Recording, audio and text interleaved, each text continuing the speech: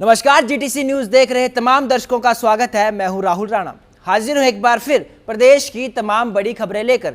आज हरियाणा में क्या कुछ खास रहा, कौन कौन सी ऐसी बड़ी खबरें रहीं, सबकी जानकारी आपको विस्तार से दी जाएगी। लेकिन सबसे पहले शुरुआत करेंगे आज की 10 बड़ी खबरों से। हरियाणा विधानसभा के विशेष सत्र का कांग्रेस ने किया बहिष्कार। सीएम सैनी बोले, कांग्रेस का व्यवहार गैर जिम्मेदाराना। कांग्रेस नहीं चाहती महिलाओं को अधिकार मिले, महिला विरोधी काम कर रही है कांग्रेस। हरियाणा विधानसभा स्पेशल सेशन का कांग्रेस ने किया बहिष्कार। सदन के बाहर पैरेलल कार्यवाही की शुरू। 3 निलंबित विधायक भी पहुंचे। कांग्रेस ने किया बहिष्कार। हुड्डा बोले, सड़कों पर प्रदर्शन करेगी कांग्रेस। गुरुग्राम में विजय पर्व पर भक्ति का महासंगम। सामूहिक हनुमान चालीसा पाठ से गूंजा गुरुग्राम। हजारों युवाओं की भागीदारी ने आस्था का बनाया नया रिकॉर्ड। पीएम मोदी के नेतृत्व की सीएम सैनी ने की सराहना। विजय पर्व में गुरुग्राम पहुंचे सीएम पुष्कर सिंह धामी। युवाओं को दी जॉब सीकर से लेकर जॉब क्रिएटर बनने की सलाह। बोले, डायरेक्टर सीलिंग से लाखों लोगों की जिंदगी में आया बदलाव। महिलाओं की भागीदारी बढ़ी, परिवार की आय लगातार हो रही मजबूत। पंजाब के मुख्यमंत्री भगवंत मान पहली बार पहुंचे ससुराल। 4 साल पहले हुई थी शादी। 2 साल के बाद बेटी का जन्म। सीएम मान ने पत्नी और लाडली बेटी संग निभाई फेरा रस्म। पंचकुला पहुंचे हिमाचल प्रदेश के पूर्व मुख्यमंत्री जयराम ठाकुर। महिला आरक्षण बिल को लेकर कांग्रेस पर साधा निशाना। बोले, आने वाले समय में इसका खामियाजा भुगतेगी कांग्रेस, महिलाओं को दिया गया धोखा। एनआईटी कुरुक्षेत्र में किया गया बड़ा प्रशासनिक फेरबदल। डायरेक्टर प्रोफेसर बीवी रमना रेड्डी का इस्तीफा मंजूर। प्रोफेसर ब्रह्माजीत बने कार्यकारी निदेशक। एनआईटी कुरुक्षेत्र में 4 आत्महत्याओं ने हिलाया था सिस्टम।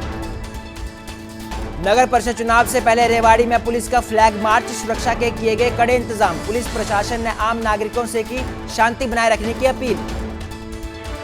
करनाल में सूरज हत्याकांड में एनकाउंटर। आरोपी की टांग में लगी गोली। मौके से बाइक और अवैध देसी पिस्टल बरामद। एनकाउंटर के बाद माहौल हुआ तनावपूर्ण। फरीदाबाद की सड़कों पर सरेआम दिखी गुंडागर्दी। युवक पर हथौड़े से किए गए ताबड़तोड़ वार। आरोपियों की तलाश जारी। घटना का वीडियो हुआ वायरल। पुलिस ने मामला दर्ज कर जांच की शुरू। और अब खबरें विस्तार से। हरियाणा विधानसभा का विशेष सत्र चंडीगढ़ में आयोजित किया गया, जिसमें सरकार की ओर से नारी शक्ति वंदन अधिनियम को लेकर निंदा प्रस्ताव सदन में पेश किया गया। इस मुद्दे पर राजनीतिक माहौल गर्मा गया और विपक्ष ने सरकार के खिलाफ कड़ी आपत्ति जताई। कांग्रेस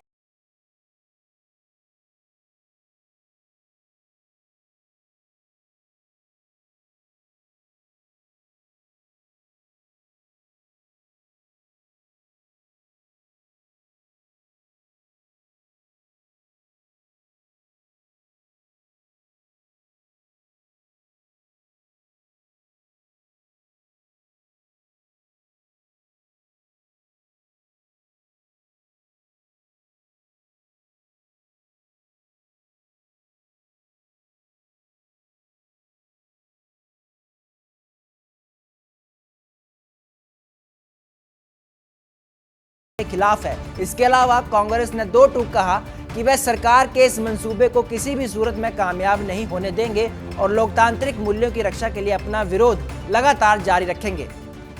महिला आरक्षण का बिल पास हो चुका है।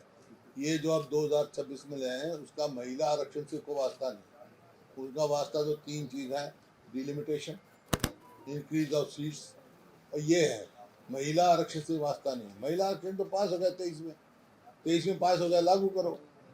लेकिन इनकी नीयत नहीं है महिला आरक्षण, यानी कि महिलाओं के हित में नहीं है। इसी यही कारण है 23 में लेके आए, जब इन्होंने इफ एंड बट लगा दिया क्या कि 26 की सेंसिस होगी, उसके आधार पे कास्ट सेंसिस होगी, उसके आधार पे हम करेंगे। तो अब ये नई अमेंडमेंट क्यों लेके आए? अब 2011 की सेंसिस पे करेंगे। क्या मतलब हुआ ये? हाँ, 2011 की सेंसिस पे ये अमेंडमेंट लेके आते कि हम इतनी सीट पे करेंगे। अभी क्योंकि 23 में इस वास्ते इन्होंने लगाया कि 24 के इलेक्शन थे, 24 में देना पड़ता है इनको। जब 23 में पास हो गया, अगर ये नहीं लगाते तो 24 में देना पड़ता। अब जिस हिसाब से चल रहे हैं, उस हिसाब से तो 10 साल और नहीं आएगी महिला के आरक्षण की। इसी वास्ते हमारी मांग है कि भाई तुरंत इन्हीं सीटों पर तुरंत लागू कीजिए। साइबर सिटी गुरुग्राम विजय पर्व के अवसर पर भक्ति और आध्यात्मिक ऊर्जा से सराबोर नजर आई। इस ऐतिहासिक कार्यक्रम में हरियाणा के मुख्यमंत्री नायब सिंह सैनी और उत्तराखंड के सीएम पुष्कर सिंह धामी ने एक साथ शिरकत की। आयोजन का मुख्य आकर्षण हनुमान चालीसा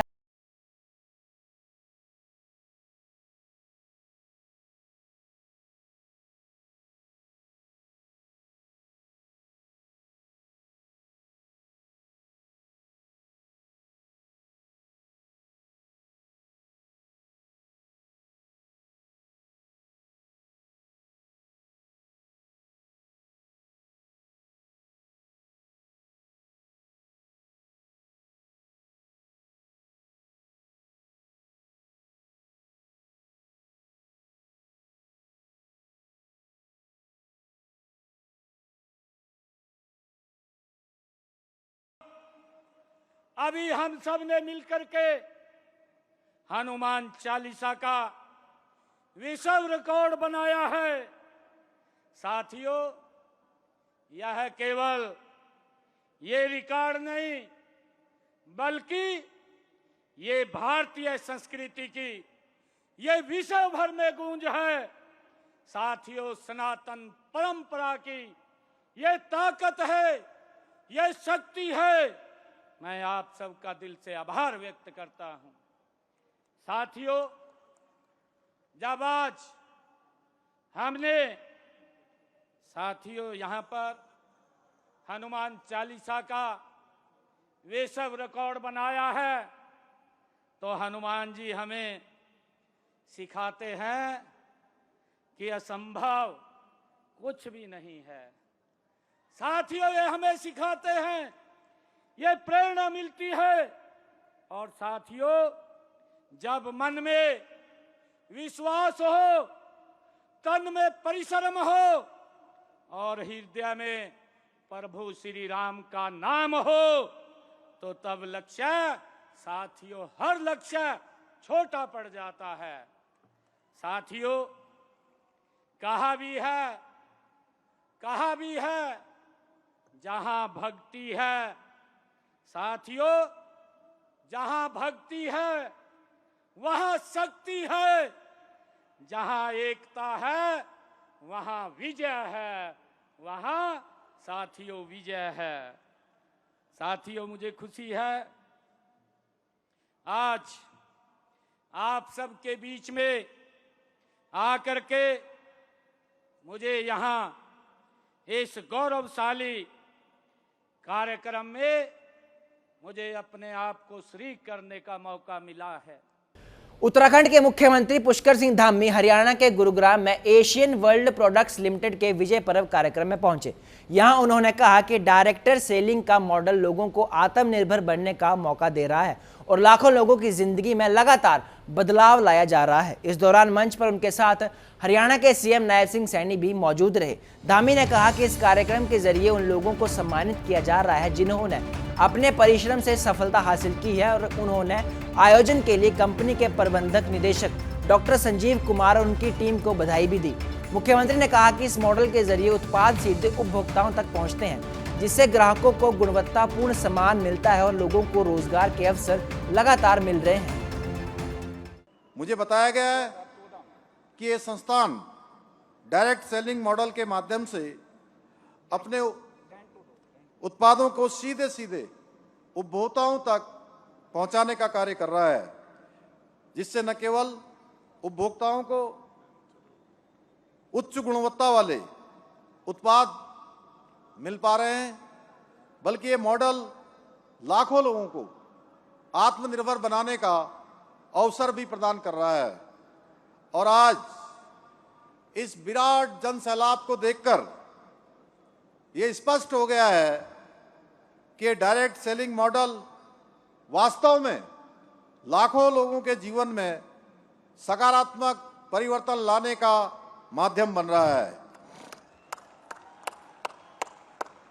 मैं इस भव्य आयोजन के लिए AWPL के प्रबंध निदेशक एवं CEO डॉक्टर संजीव जी तथा उनकी पूरी टीम को बहुत बधाई देता हूं, बहुत शुभकामनाएं देता हूं। कैबिनेट मंत्री अनिल विज ने पश्चिम बंगाल विधानसभा चुनाव के लिए पहले चरण की वोटिंग का जिक्र करते हुए कहा कि जिस बड़ी संख्या में लोग वोट डालने यहां पहुंचे हुए थे, ये प्रधानमंत्री नरेंद्र मोदी की लहर का असर है। अंबाला में मीडिया से बातचीत के दौरान अनिल विज ने कहा कि 92 से 93% तक मतदान हुआ है, ये कोई छोटी बात नहीं है। 4 तारीख को नतीजे आने दीजिए, फिर आप देखना कि ममता बनर्जी बंगाल छोड़कर भागती हुई नजर आएंगी। राहुल गांधी के बयान पर अनिल विज ने कहा कि राहुल गांधी बिल्कुल सही थे, क्योंकि उनके धर्म और संस्कृति तथा हमारे धर्म और संस्कृति में काफी अंतर है। हमारा धर्म और संस्कृति सांस्कृतिक राष्ट्रवाद पर आधारित है, जिससे उन्हें काफी परेशानी होती है। वे हमेशा बाहरी दुनिया की बात करते हैं। देखिए, जो वेस्ट बंगाल का पहले चरण का चुनाव हुआ है और जितनी बड़ी संख्या में वहां पर मतदान हुआ है, ये मोदी जी की लहर का असर है।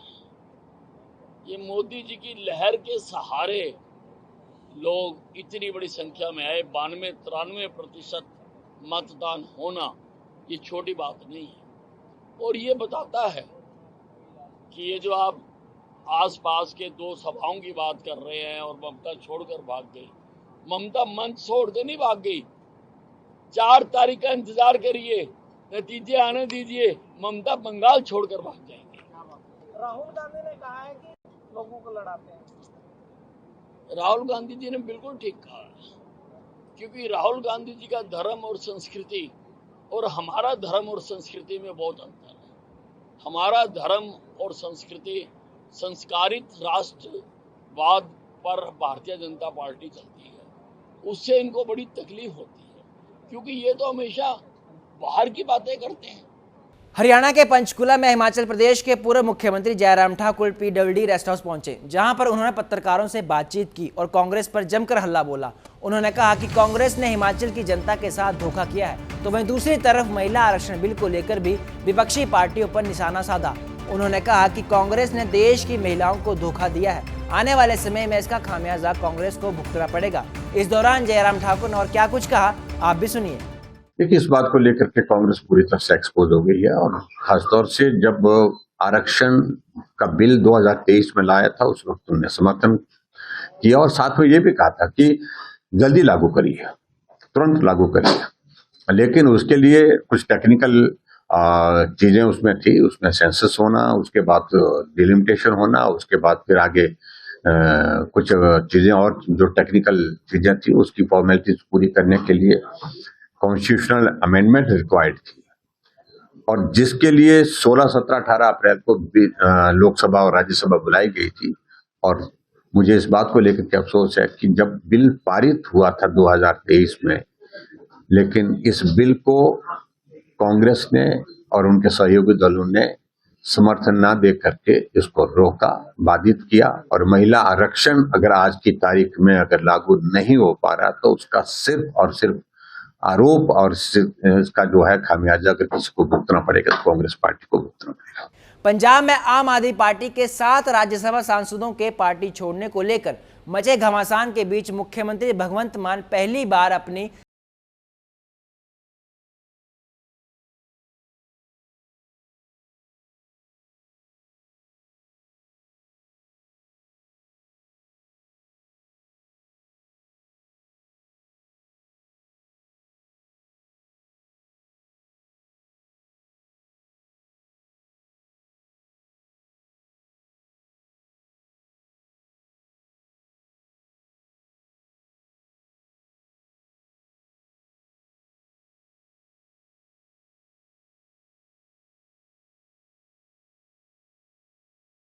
की टीम ने पंजाब के तरनतारन में रहने वाले स्टेट लेवल कबड्डी प्लेयर को हेरोइन तस्करी के मामले में गिरफ्तार किया।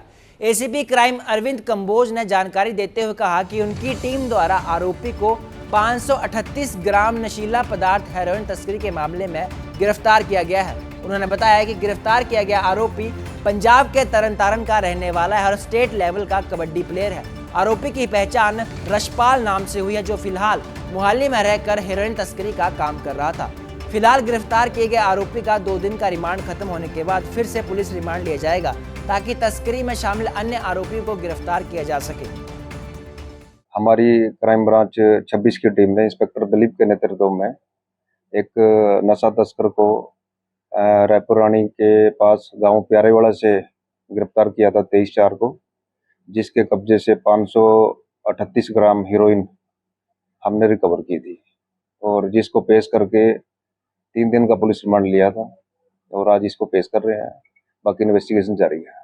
तो सर क्या बैकग्राउंड क्या है आरोपी की, किस तरह से इन्वॉल्व था ये पूरे मामले में? बाकी ये 12th पास है और ये पहले भी इसके खिलाफ 2 मामले दर्ज हैं और ये हीरोइन सप्लाई लोकल में यहाँ किसी को करने आया था, तो इस पे हमारी टीम ने पहले भी इसमें कमर्शियल क्वांटिटी के क्राइम 26 ने 2-3 मुकदमे दर्ज किए थे, तो इसके बारे में भी हमारे पास गुप्त सूचना थी और गुप्त सूचना के आधार पर हमने इसको काबू किया। ये 2 मामले वो कहाँ के हैं?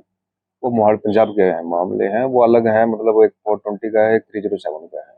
हरियाणा में होने वाले शहरी स्थानीय निकाय चुनाव का रण अब पूरी तरह सज चुका है। सभी राजनीतिक दल जनता के बीच जाकर वोट मांग रहे हैं। इसी कड़ी में हरियाणा सरकार के कैबिनेट मंत्री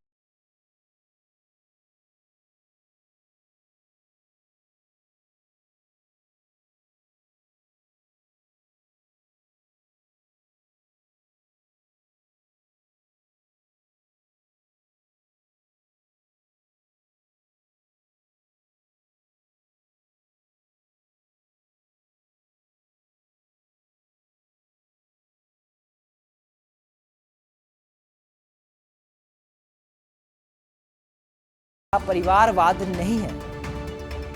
हरियाणा प्रदेश में जो नगर परिषद है, नगर निगम है, नगर पालिकाएं, हरियाणा प्रदेश में सभी हम चेयरपर्सन और पार्षद 100% ऑफ मेजोरिटी में जीतने जा रहे हैं और सभी जगह हमारे चेयरमैन बनेंगे।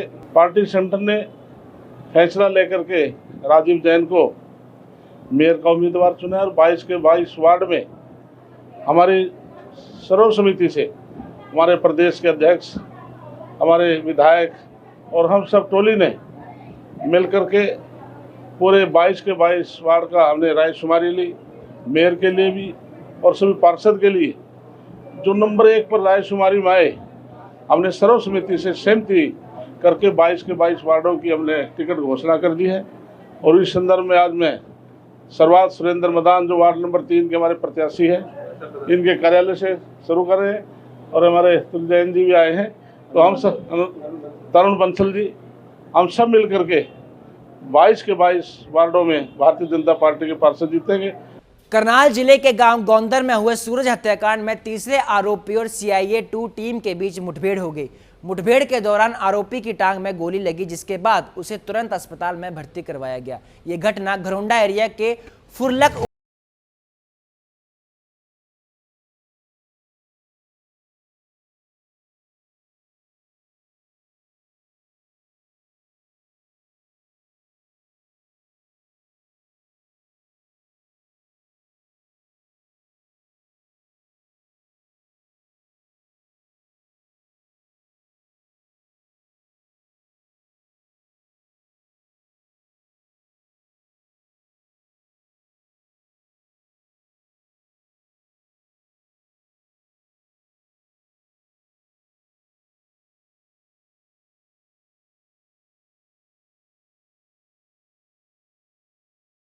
मामला अभी थोड़े दिन पहले गोंदर में गोलीकांड हुआ था जो काफ़ी सुर्खियों में है।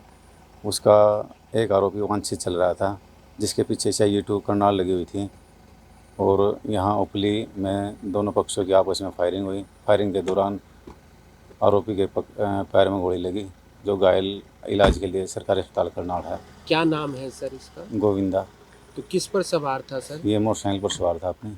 तो पहले इसने गोली चलाई है सर? पहले इसने गोली चलाई, फिर पुलिस ने अपने बचाव पक्ष में इसके ऊपर फायरिंग करी, जो इसके पैर में जाके लगी।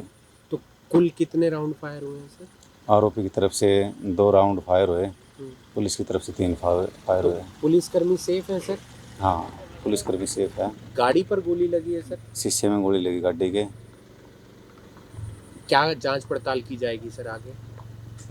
बस अभी उसका इलाज कराएगा, उसको अरेस्ट करके उसे पूछताछ की जाएगी भी कहाँ से पिस्टल वगैरह कहाँ से लाया और इस वारदात को क्यों अंजाम दिया। हथियार कौन सा बरामद हुआ है सर? देसी पिस्तौल है। फरीदाबाद के गांव फतेहपुर बिलोच में एक युवक पर गांव के ही कुछ युवकों ने हथौड़े और लाठी डंडों से हमला कर दिया। हमले में युवक गंभीर रूप से घायल हो गया, जिसे परिजन तुरंत इलाज के लिए सिविल अस्पताल लेकर पहुंचे, जहां डॉक्टर उसका अब इलाज कर रहे हैं। हालांकि घटना का एक वीडियो भी सोशल मीडिया पर लगातार वायरल हो रहा है। मिली जानकारी के अनुसार गांव फतेहपुर बिलोच निवासी 19 वर्षीय मनीष का करीब 2 महीने पहले गांव के ही कुछ युवकों के साथ विवाद हो गया था। बताया जा रहा है कि यह विवाद उसकी बहन पर कमेंट करने और रास्ते में उसे परेशान करने को लेकर हुआ था। उस समय परिवार और गांव के लोगों ने बीच बचाव कर मामला शांत करवा दिया था, लेकिन आरोपी युवक रंजिश रखने में लगे हुए थे, जिसके बाद उन्होंने इस वारदात को अंजाम दिया और पीड़ित को बुरी तरह से घायल किया।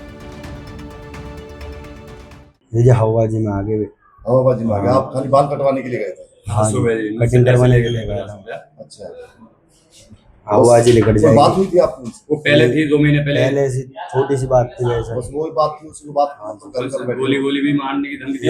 गोली मार दूंगा। अच्छा, गोली मारने की धमकी 2 महीने पहले दी थी। अब ये कांड कर दिया। अकेला घेर लियो मैं अकेला ये सर हमें सूचना मिली कि भाई मनीष नाम के मनीष सनोप कोरपाल के साथ मार पिटाई हुई हथौड़े और डंडों से। ठीक है, सूचना पा के मौके पे पहुंचे, वहाँ पे कोई मिला नहीं, हॉस्पिटल लेके चले गए थे। हॉस्पिटल पहुंचे, जीएच बल्लोगढ़ से रुका प्राप्त करके, और दून हॉस्पिटल है 3 नंबर में, वहाँ पहुंचे हैं। जो अभी इलाज चल रहा है उसका फादर ने एक लिखित दरखास्त पेश की है, जिसपे मुकदमा दर्ज कर रहे हैं और आरोपियों को जल्द से गिरफ्तार किया। कितने लोग थे जिन्होंने? उसमें 4 आरोपी। किसी को भी अरेस्ट किया गया? अभी तक नहीं किया गया। पुरानी रंजिश थी क्या इनका? पहले 2 महीने पहले कोई झगड़ा हुआ था, मामूली कहा सुना हुई थी, कंप्लेंट वगैरह कुछ नहीं हुई थी, वहीं पे गांव में निमट गया था। अच्छा। सर पुलिस के द्वारा अभी तक क्या कुछ कार्रवाई की गई? पुलिस के द्वारा अभी दरखास्त मिलने पर मुकदमा दर्ज किया जा रहा है और जल्द से जल्द गिरफ्तार किया जा रहा है। पानीपत शहर के औद्योगिक क्षेत्र सेक्टर 25 स्थित मित्तल मेगा मॉल में बीती रात आगजनी की एक बड़ी घटना सामने आई। मॉल के भीतर अचानक भड़की आग ने देखते ही देखते विकराल रूप धारण कर लिया, जिसमें पूरे इलाके में अफरा तफरी का माहौल बन गया। गनीमत यह रही कि सूचना मिलते ही दमकल विभाग और पुलिस की टीम मौके पर पहुंच गई। प्रत्यक्षदर्शियों के मुताबिक आग की शुरुआत महज एक छोटी सी चिंगारी से उठी। आग की लपटें इतनी तेज थी कि मॉल की खिड़कियों से धुआं और आग बाहर निकलते दिखाई देने लगी। हालांकि इस दौरान काफी नुकसान भी हुआ है, जिसका अभी तक आंकलन लगाया जा रहा है। ग्रुप के अंदर मैसेज आया कि ऐसे ऐसे करके मित्तल मॉल के अंदर कुछ जो बेसमेंट और ग्राउंड फ्लोर के अंदर कुछ शोरूम है, उनके अंदर फायर हो गया शॉर्ट सर्किट से, जैसे बता रही हैं। और फायर ब्रिगेड की लगभग 6 से 7 गाड़ियां और हमारा अग्निशमन विभाग के सभी कर्मचारी, अधिकारी और पुलिस प्रशासन जो है इसको कंट्रोल करने में लगा हुआ है। जैसे सूचना मिली उसी समय यहाँ पर अपने सभी साथी आ गए हैं। किसी का भी नुकसान हो उसके अंदर कोशिश ही रहेगी, प्रयास यही रहेगा कि नुकसान कम से कम हो। और जैसे आप देख रहे हैं कि इन्होंने अपनी तरफ से पूरी तरह आग को कंट्रोल किया हुआ है और अपना फर्स्ट फ्लोर जो है वो बचा हुआ है। नीचे के लगभग बेसमेंट के 3 शोरूम हैं और जो ग्राउंड फ्लोर है उसके 2 शोरूम हैं, उनके अंदर काफ़ी भयंकर नुकसान। अंदर गाड़ियाँ भी बता रहे हैं, गाड़ियाँ भी थी, वो भी चल रही है। देखिए, अंदर तो अभी किसी को जाने नहीं दिया इन्होंने, अंदर की तरफ कोई भी नहीं जा रहा है। लेकिन ये बाहर की तरफ से जो हम देख रहे हैं उसके अंदर बहुत भारी नुकसान है इन दुकानदारों का। बिल्कुल पूरी तरह से इनके साथ है व्यापार मंडल, और जैसे सूचना मिली व्यापार मंडल के सभी साथी यहाँ पे मौके पे मौजूद हैं और बड़े अधिकारियों से और विधायक जी से इस बारे में चर्चा भी हो रही है हमारी। आज के लिए इस बुलेटिन में मेरे साथ फिलहाल इतना ही। आप बने रहिए GTC न्यूज़ के साथ। मुझे दीजिए इजाज़त। नमस्कार।